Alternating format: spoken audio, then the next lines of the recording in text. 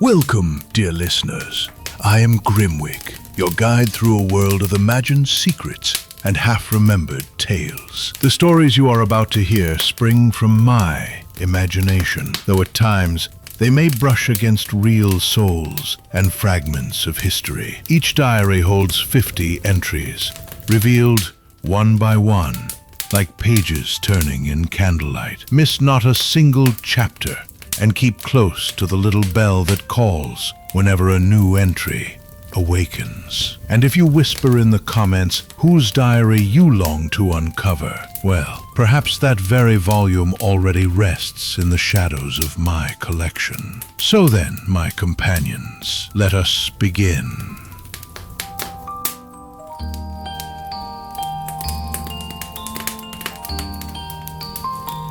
The Slap and the Knife. Brooklyn, 1914 to 1919. I ain't proud of it, but I won't lie neither. The day the school spit me out, I gave the nun a reason that's been scratching at my memory ever since. Sister Mary Catherine had a voice like a rusty gate and a ruler that sang opera on knuckles. She was explaining fractions, how you break something whole into pieces, when she decided to make me the example. Alphonse Capone, she said, loud enough for God to hear up in heaven. Perhaps you'd prefer to enlighten the class about your fascination with the window rather than the blackboard. The kids turned like sunflowers following trouble. I had a temper then that ran shorter than a fuse in July, shorter than patience, shorter than the good sense my father tried to beat into me with leather and disappointment. One word too many from her thin lips. One stare too long from those gray eyes that never blinked. And there went the good shirt I'd been saving. The clean collar Ma had pressed special that morning. The ruler came down like judgment, and I came up like a storm. I grabbed that stick and broke it clean across my knee, splinters flying like my chances of finishing school. "You want to teach fractions, sister?" I said, holding up the pieces. "Here's your lesson." Whew. The silence that followed was thicker than Ma's Sunday gravy. A boy learns shame faster than arithmetic when he's walking home with a torn sleeve and the bell still ringing behind him like a funeral dirge. The other kids watched from windows, their faces pressed against glass like they were viewing a wake. Maybe they were. Pop didn't say much when I told him. Just looked at me over his razor, the blade catching light like a question he didn't need to ask. "School was your mother's dream," he said finally. "Now you better make your own." Work found me because I went looking. Because pride is a luxury a 14-year-old boy can't afford when there's rent to pay and mouths to feed. First was a candy store on 15th Avenue, where I learned that sugar makes people happy, and happy people spend money. Mrs. Lombardo, the owner, had hands like tree roots, and a heart soft as taffy. She paid me in nickels and hard candies, teaching me that kindness is a business strategy some people actually mean. Then came the bowling alley, where I swept pins and dreams that never quite made strikes. Men would come in after work, after fights with their wives, after looking at their bank books and finding them thin as tissue paper. They'd roll balls down wooden lanes like they were bowling away their troubles, one frame at a time. I learned to read disappointment in the sound a ball makes when it hits the gutter. After that, a place that boxed artillery shells. Work that made a man's ears ring by supper time, and his back ache by Sunday. The foreman was a German named Klaus, who'd lost 3 fingers to the machinery and gained the kind of respect that comes from surviving what kills other men. "You want to keep your hands," he'd tell the new boys. "You listen to the machine. It talks. You just got to learn the language." The jobs were different as snowflakes, but the math stayed the same cold calculation. Hours into nickels, nickels into rent, rent into another month of keeping the family fed and the landlord happy. Respect is a ledger, I told myself, watching the coins stack and scatter on Ma's kitchen table. Pay on time, and nobody kicks your door. Pay late and learn how thin walls really are. But Brooklyn had other teachers, and some of them didn't charge tuition. Frankie Yale ran the Harvard Inn like a ballroom with fists, like a church where they prayed to different gods with different methods. You could smell the ocean if the door stayed open long enough, salt mixing with tobacco smoke, and the kind of laughter that comes from men who've learned to enjoy danger like a fine wine. You could smell something else, too. Opportunity, thick as perfume on a Saturday night. The place sat on Seaside Avenue like a crown jewel in a rough setting, all polished wood and brass that gleamed under electric lights. Respectable people walked past it quick, like it might be contagious.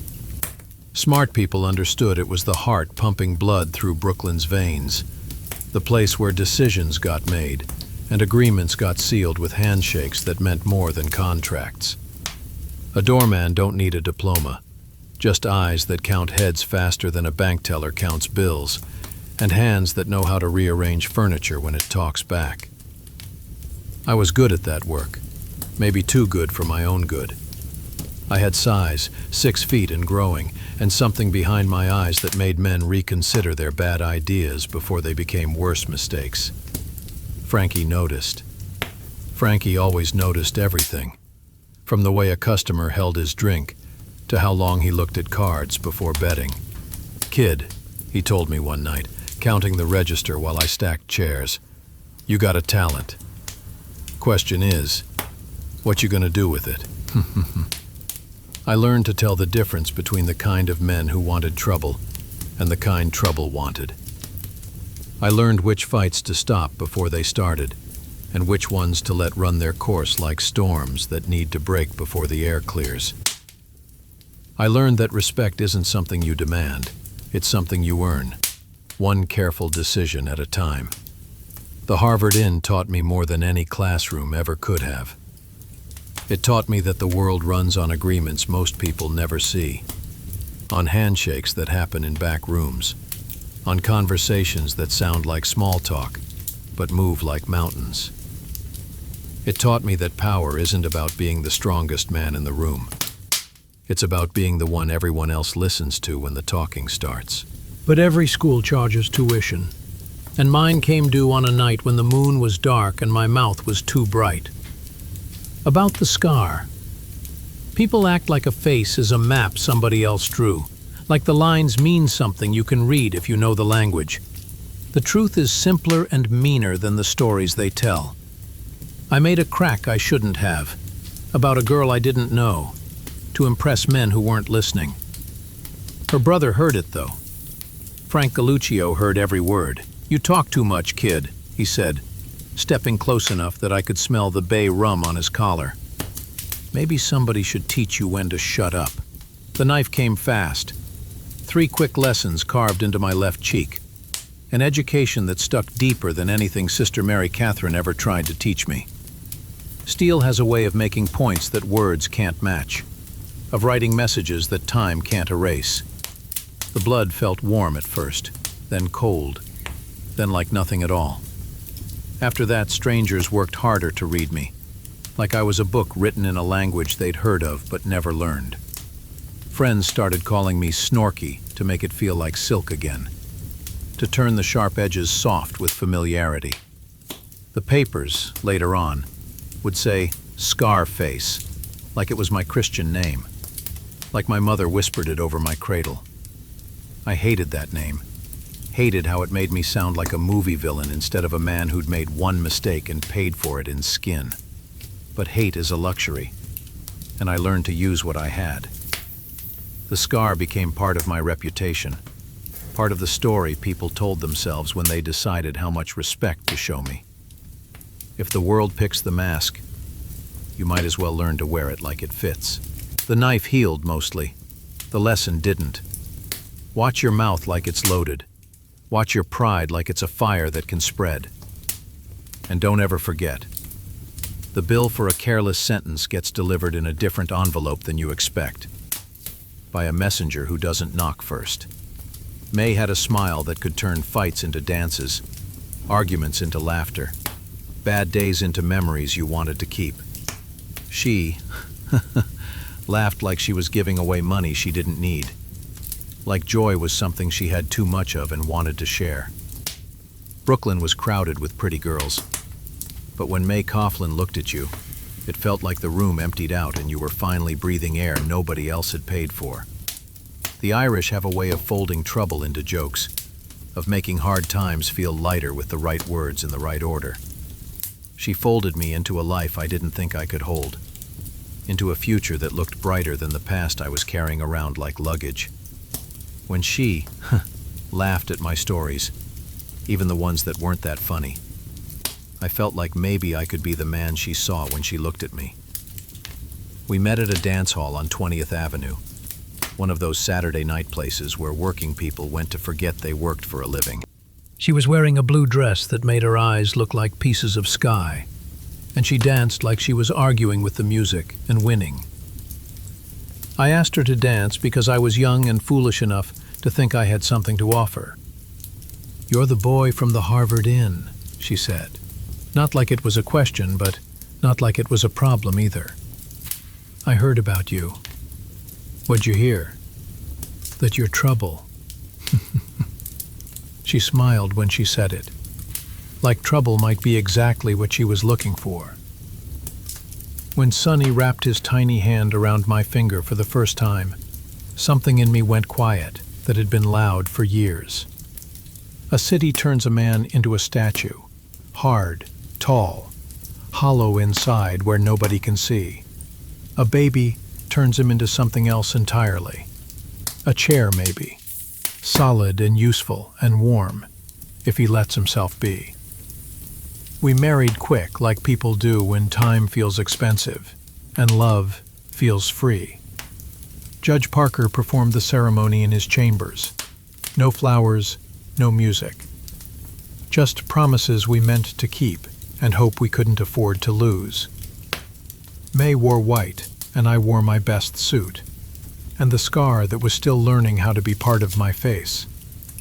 I told myself I would straighten the line, move the family ledger from red to black, be the kind of man a son could brag about to his friends, without lying. I meant every word when I said it. I meant it when I promised May I'd find steady work, honest work, the kind that didn't require looking over your shoulder. But truth is as stubborn as January, as cold and unforgiving as Brooklyn in winter. The straight jobs didn't stretch far enough to cover what a family needs. Not just food and rent, but doctors when the baby coughs, medicine when the fever won't break, the kind of security that lets you sleep without counting coins in your head. The rent was a bully that came every month and brought friends. The gas bill, the electric bill, the grocer who stopped extending credit when your promises got too familiar. And then came the knock at the door from Dr. Phillips, the kind of knock that changes everything you thought you knew about what you could afford to lose. "Your boy's got problems," he said, hat in his hands like he was at a funeral. "Problems that cost more than problems should cost. Shame has a weight you can't box, can't wrestle, can't beat into submission with your fists. We carried it between us, May and me. Heavy as a secret we couldn't share with anybody else. We kept carrying it because that's what you do when you love somebody. You carry their burdens until they feel light enough to set down. People say there's a fork in every road, like life is just a series of simple choices between left and right, good and bad, legal and otherwise. That ain't right. Mine had fingerprints I recognized. Johnny Torrio's lessons delivered in a gentleman's tone. A city whispering that the law was a joke everybody told each other with straight faces. Prohibition was coming, like weather you could see on the horizon. And when a whole country swears off whiskey, somebody's going to collect the tithe in cash instead of scripture. Torrio had a way of making business sound like philosophy, crime sound like commerce. "Kid, he'd say, lighting one of those expensive cigars he favored. "Huh, the government's about to hand us the biggest opportunity in American history. They're going to make something everybody wants illegal, and then act surprised when people still want it." He was right, of course. Right like sunrise. Right like gravity. Right like the rent coming due every month, whether you had it or not. A man can talk himself into believing the crooked path is really just a straight line laid at an angle. That wrong is right, if enough people want what you're selling. I told myself I was providing a service, meeting a demand the government was too proud to admit existed. I told myself the rules were different when a nation wants what it forbids, when law and common sense dance to different music. I told myself it was just business. Maybe I was right. Maybe that was the problem. That being right and being legal ain't always the same thing. And sometimes a man has to choose between feeding his family and sleeping sound at night. The choice, when it came, didn't feel like choosing. It felt like falling, like gravity taking over when you're too tired to keep climbing uphill. The Harvard Inn was just the beginning. The place where I learned that reputation is currency, and currency is power. And power is the only thing that keeps the wolves away from your door. But that's getting ahead of the story. Back then, I was still young enough to think I could control where I landed. I trust you enjoyed this glimpse into a most curious diary. If so, leave behind a small token of your delight with a like, and do consider joining our circle by subscribing. And remember, ring the little bell, and you shall be the very first to know when another diary or a fresh entry emerges from the shadows. And if a whisper stirs in your mind, a thought, a riddle, perhaps a name of someone whose secrets you would dare to uncover, leave it for me below. I read them one by one.